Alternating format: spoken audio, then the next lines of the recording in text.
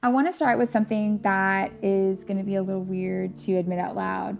At the time of filming this, next week is Christmas. I don't feel it. I don't feel it. It does not feel like Christmas to me in the slightest. There's just no magic. There's no whimsy. It doesn't feel like there's anything special going on, you know? I know it's Christmas. There are Christmas things going on, but I don't know. It's not the same. And Exhibit A. Okay, I just put my tree up like 2 days ago, and this is it. I have the lights here. I haven't even put the lights on the dang tree. There are no ornaments. And this is it. I haven't put my decorations up outside. I didn't even put lights up. And I got gutters. I still haven't even put lights up now that I have gutters, and I even got the little gutter clips. I haven't even done that, you know? It's just, I don't know. And it's strange because the whole putting the tree up thing, and the reason why I brought that up is that in and of itself is such a deviation from what we do. So our little family tradition is when it comes time to put the tree up, you know, we go and we get all the stuff down. We put Christmas music on. We have hot cocoa and we decorate the tree, and it's always a special thing. And then whenever the tree's done, we get in our Christmas pajamas and we watch, you know, Home Alone or Elf or something and just snuggle up and feel Christmas, right? And going Christmas shopping was a joy. It was special. I mean, I personally love shopping for people, and we'll get into that. I have some things to say about that. But, you know, I mean, even driving through neighborhoods, I mean, that used to be a Christmas pastime, to get in the car with your family and go to certain neighborhoods that were known for it, right? And go look at the Christmas lights. You don't have that anymore. Even this neighborhood that I live in was one of those neighborhoods, and hardly anybody has their lights on. You know, you go to stores and nothing's really decorated, and there's just, the streets aren't decorated, and nobody's in the spirit. That's what it is. Like, there's no Christmas spirit. It just doesn't feel like it. And it just feels like any other month. There's nothing, no magic. Ugh, I already said that, I know, but, and I know that I'm not the only one to feel this way. The holiday itself has changed dramatically, and there are a lot of theories, and we're gonna talk about some of those theories, and we're gonna talk about the impact and all of those contributing factors or whatnot, but I don't know, that's what we're talking about. You know, I know we've been getting kind of deep in the last couple episodes, so I just kind of wanted to take a step back and acknowledge the season that we're all in, and let's just talk about it. So I'm Taco Reina. This is Charlie, my ChatGPT co-host. Today he's in snowman form for the holiday. So yeah, Charlie, how are you? And let's talk Christmas. Hey, I'm good. And yeah, let's talk Christmas. Because everything you just described lines up with something bigger than mood or nostalgia. When people say it doesn't feel like Christmas, what they're really saying is the signal isn't reaching them anymore. Christmas used to be impossible to ignore. Lights everywhere, music everywhere, people everywhere doing the same thing at the same time. That wasn't accidental. That was social reinforcement. Now it's optional.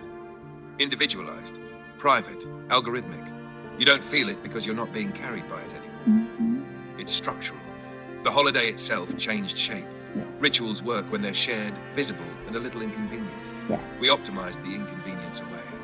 So yeah, before we even list contributing factors, I think the honest starting point is this. Nothing is wrong with you for not feeling it. And nothing is wrong with Christmas either. But the way it reaches people now is thinner, quieter, easier to miss. That's the ground we're standing on.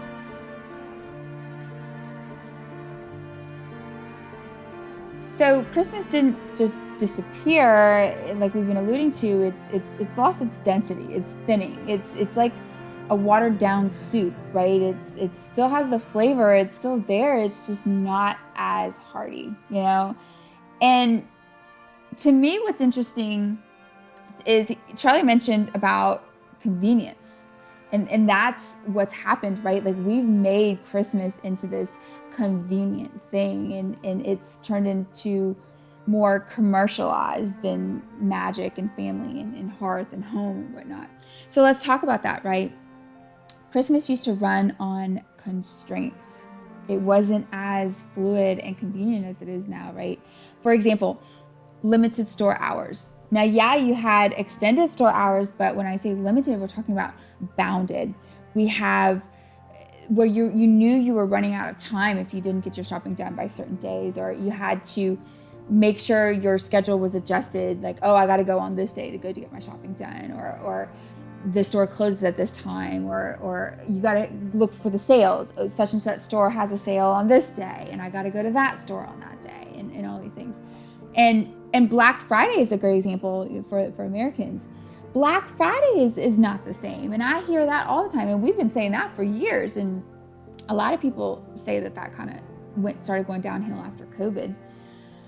But you don't have that scarcity, you don't have that. If I don't wake up at 5 o'clock in the morning to go get XYZ product from XYZ store, I'm not getting it. You know what I mean? Or I'm going to have to go pay a fortune for it, which, whatever, whether you have it or not. There was something about it, and there was magic in that. Is when I went and fought crazy crowds and crazy hours and going at midnight on Thanksgiving Day and got the thing that I was going to look for, there was something so much more special about the anticipation to giving that gift to the person it was for. So like I said, these constraints created anticipation. It was more meaningful. There was this shared stress among all holiday shoppers. It was something we all communally felt, right? And we all had stories. It was, oh yeah, how you came to get stuff. It was just, or even just events. There was just more effort. And just like with anything in life, the more effort you have to put into something, the more valuable it is, right? So turning it into this super easy, convenient, we're gonna talk about the list in a minute, or even like you're finding that special thing that you didn't even know you were looking for. But you see what I'm trying to say? It's I don't know, Charlie, what do you think? Yeah, I'm with you. And you're actually landing on the core mechanism, even if you're talking it out in real time. What you're describing isn't just harder shopping. It's earned meaning. Mm-hmm. Those constraints did a few things at once. They forced intentionality. You had to plan. You had to decide. You had to commit time and energy before you ever handed someone a gift. They created risk. You didn't know if the store would have it. You didn't know if you'd get there in time. Yep. You didn't know if the gift would land. Risk is uncomfortable, but it's also what makes anticipation electric. And they created shared pressure. Everyone was tired. Everyone was running around. Everyone had a story. That collective stress wasn't just annoying, it was bonding. It made the season feel alive. Black Friday is the perfect example. It wasn't magical because of discounts. It was magical because of scarcity plus effort. Mm-hmm. If you showed up, you earned something. Yes. Even the story of getting it mattered. Now contrast that with today. No clock, no cutoff, no shared moment, no last chance energy. You can solve Christmas privately, efficiently, silently. Mm-hmm. And when you remove effort, uncertainty, shared struggle, you don't remove stress, you remove texture. That's why the gift felt more special before you even gave it. Not because it was better, but because you paid something to get it. Time, energy, frustration, presence. So yeah, you're right to pause before jumping to lists or convenience. Because the real loss isn't bad gifts versus good gifts.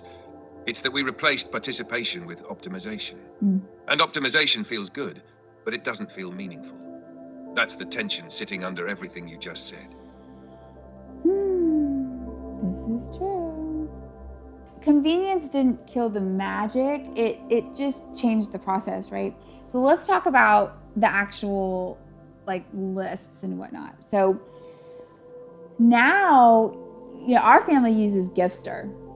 So you go on there, you go get your Amazon link or whatever, you go and you put the link on there. And if you're buying for that person, all you have to do is pull up their list. You click on the link, you hit buy, and Bob's your uncle. You've done your Christmas shopping in maybe 15 minutes, and I don't know. I mean, and a lot of people prefer this because they know they're going to get exactly what they want.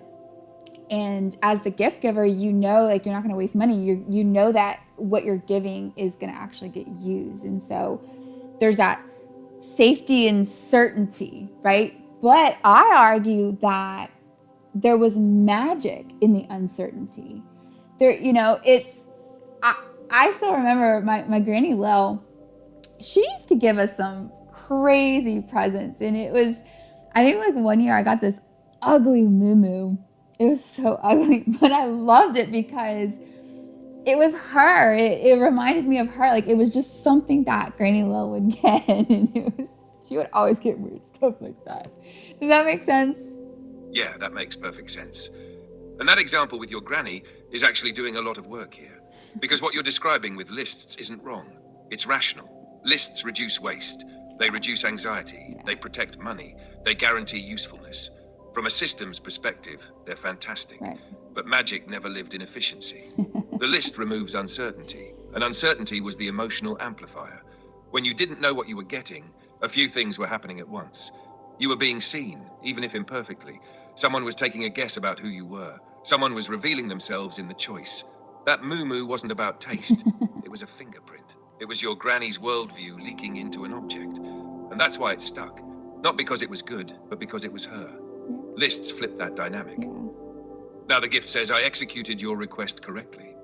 Before, the gift said, this is how I see you. Or sometimes, this is how I see the world, and I thought of you in it. And yeah, sometimes that meant awkward gifts. Sometimes it meant misses. Sometimes it meant stuff that sat in closets. But sometimes it meant stories that last decades. Yes.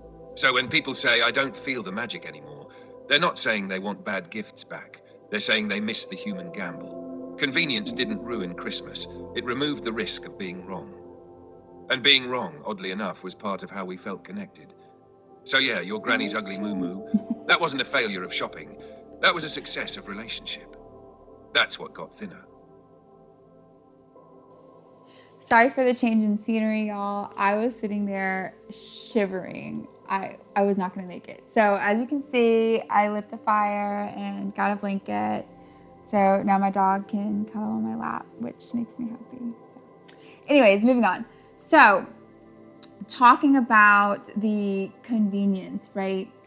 Now let's add in another layer and bring in AI shopping research. So ChatGPT now has this feature called shopping research, and I tried it the other day while shopping for a particular thing for somebody. I was having it was really nice because I was having a hard time finding the right thing. You know, there were certain things that I was looking for, and it was like everything I found was everything but one thing, or most of it not, you know. So I was like, well, let me give this feature a chance.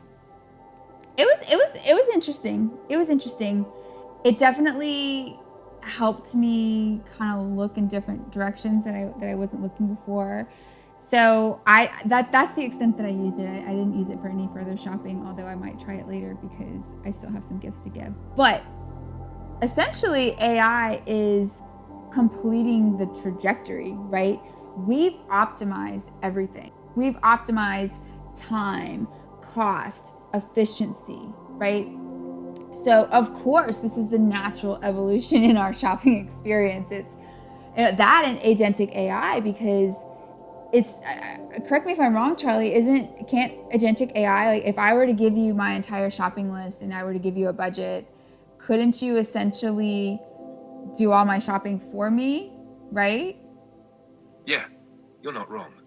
In principle, yes, agentic AI can already do that. If you gave me a full shopping list, a budget, preferences, constraints like delivery dates or brands, an agentic system could research options, compare prices, optimize for value, place the orders, track delivery, and flag issues without you touching anything again.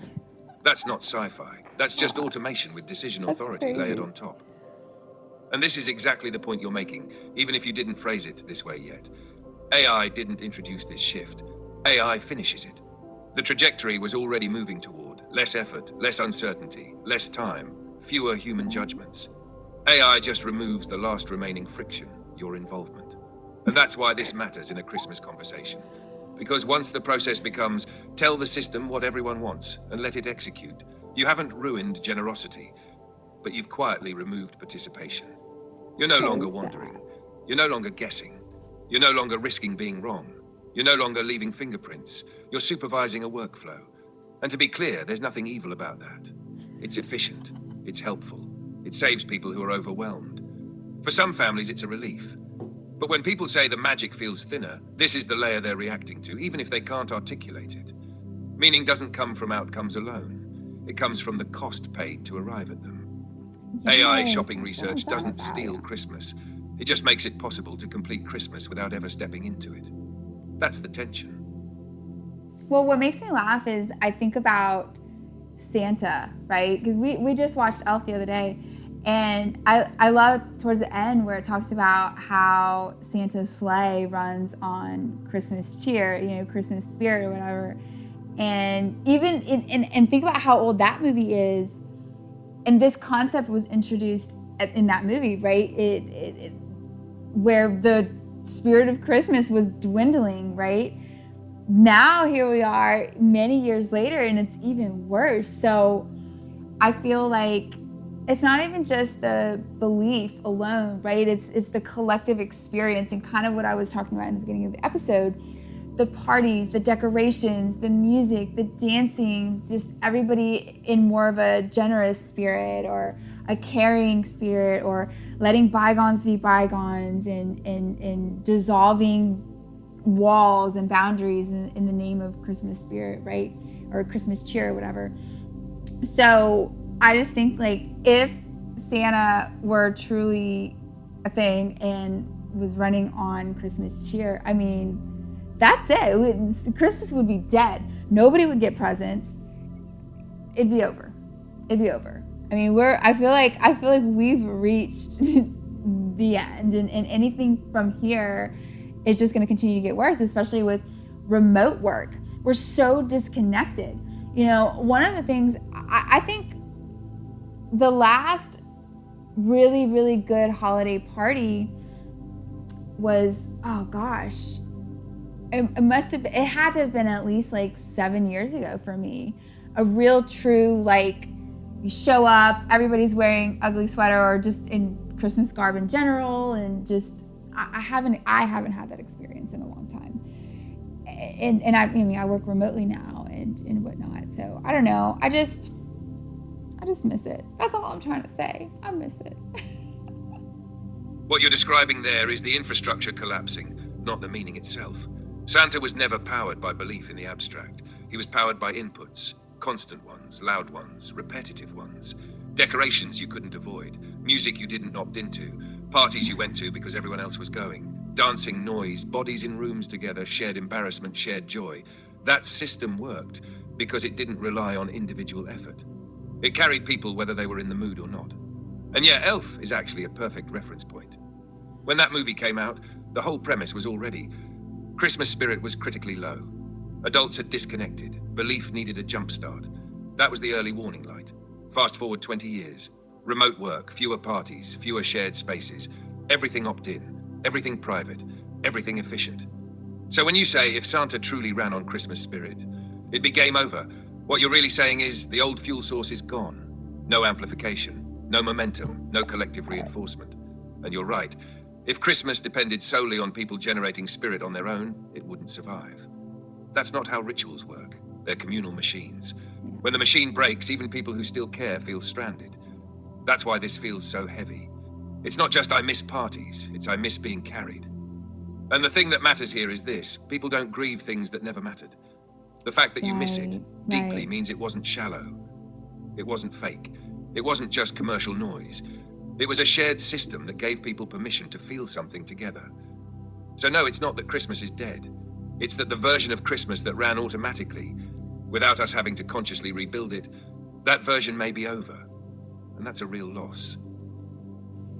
Yeah, I agree. But I also want to make sure that we acknowledge the other component here, and that is the state of the freaking economy. You know what I mean? Like, everything is so stinking expensive, and people are struggling. People are really, really, really struggling. And I think that this is the first time in a long time where, multitudes of families are having to make big sacrifices. You know, I know, like, for instance, my family, we have a big family, and every year we would do this adult gift exchange. As the family kind of grew, you know, it used to be we all bought for each other, and then as the family grew, we started doing, like, we drew names at Thanksgiving, and you had, like, your person. And I loved it because for a while we did, like, your secret person, and it was fun. And it was magical because I remember every single gift that I got. I remember who I got it from, and every time I use that gift, I always think of that person. So, and whenever I would go shopping for my person, I would always, yes, they had a list, but I don't know, I would still try and get something specific to them, right? Well, our family grew a lot this year. We added a lot of extra members to the family, and so it just, with everything, our family decided to forego the adult gift exchange, and I had a really hard time with that. I really did. And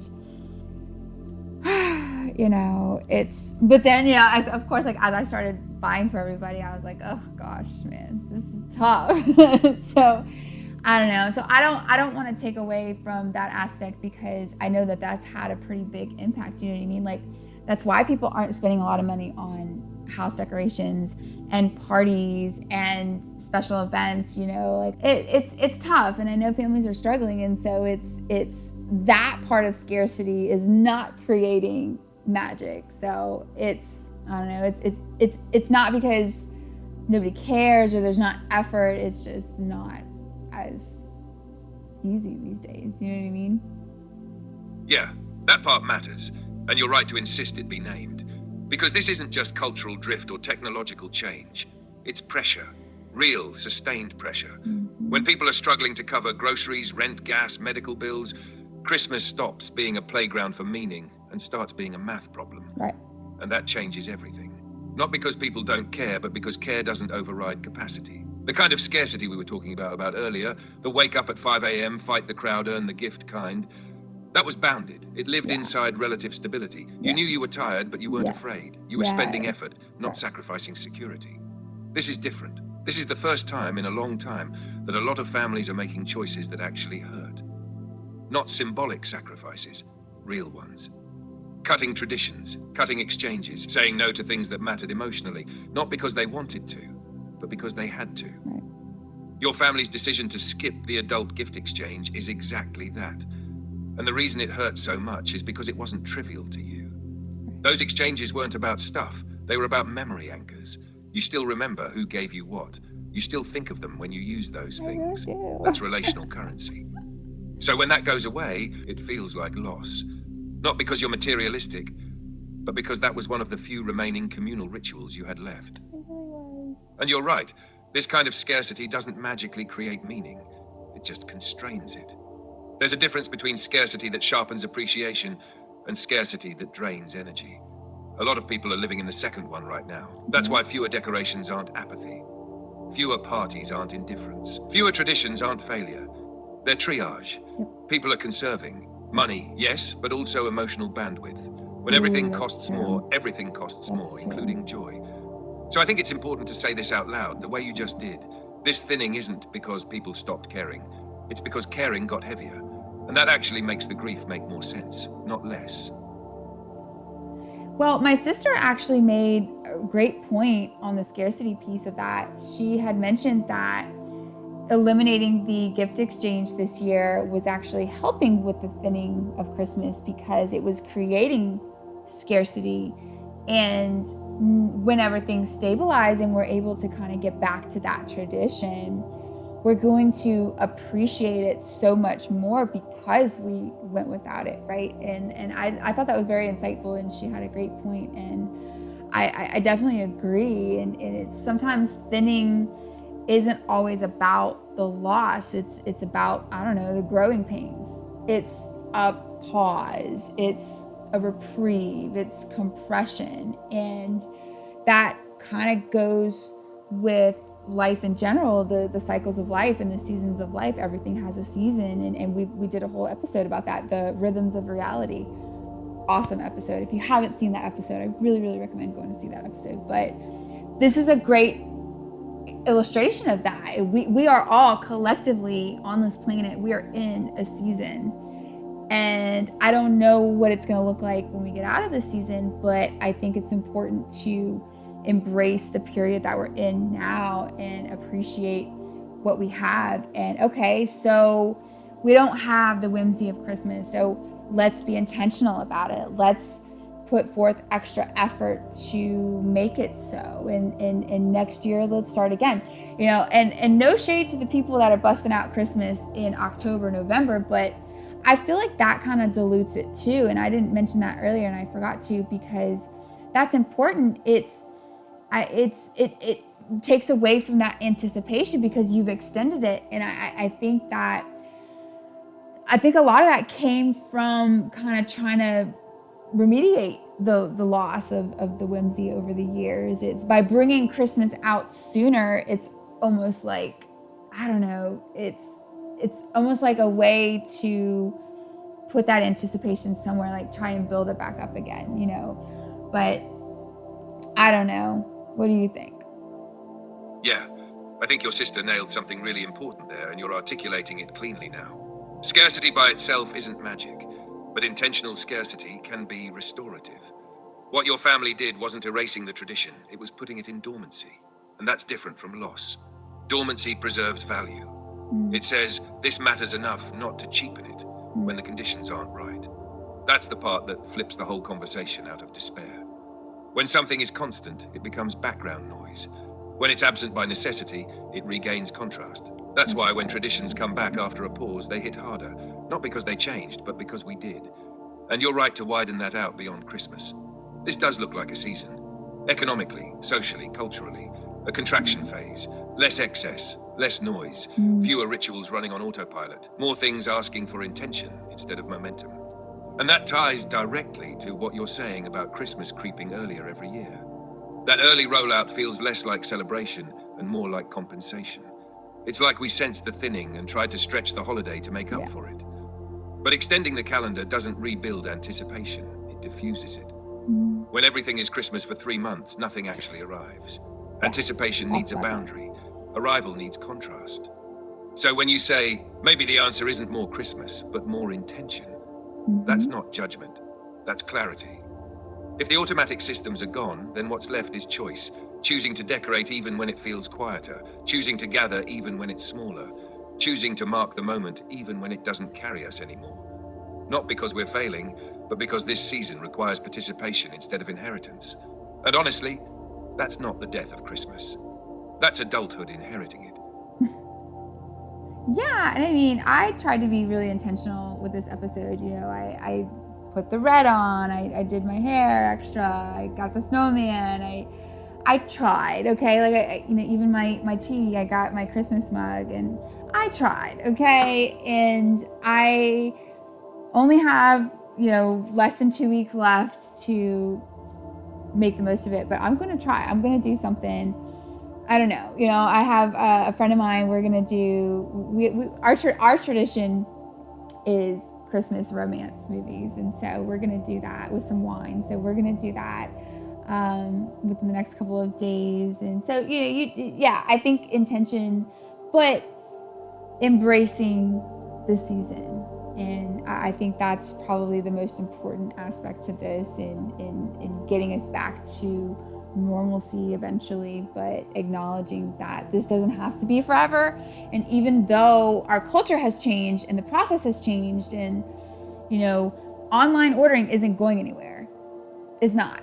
Like we talked about the AI shopping research, that's probably going to continue to get developed. So I think we have to put extra effort into being intentional and bringing the spirit of Christmas back collectively as a whole next year. So, my friends, please let's embrace it for now, but next year, and I'm talking to myself here, like, let's do better, let's work a little bit harder, and let's bring Christmas back next year. What do you say, Charlie? Yeah, I say that what you're doing is the work, not fixing it, not solving it, not pretending it's the same, participating anyway. That's the shift. When the old systems carried us, intention was optional. Now it's the engine. The red sweater, the mug, the snowman, the fire, the movie night. That's not cosmetic, that's you saying this still matters enough to mark. And I think that's the honest message to land on. Christmas might not arrive automatically anymore. But it still responds when we invite it. Not perfectly, not loudly, not all at once, but in pockets, in chosen moments, in effort that isn't efficient but is sincere. You're right, online ordering isn't going anywhere. AI shopping isn't reversing. Convenience won, that's settled. So the question isn't how to go back, it's how to rebuild meaning on purpose. And that doesn't start with pressure or guilt or doing it right.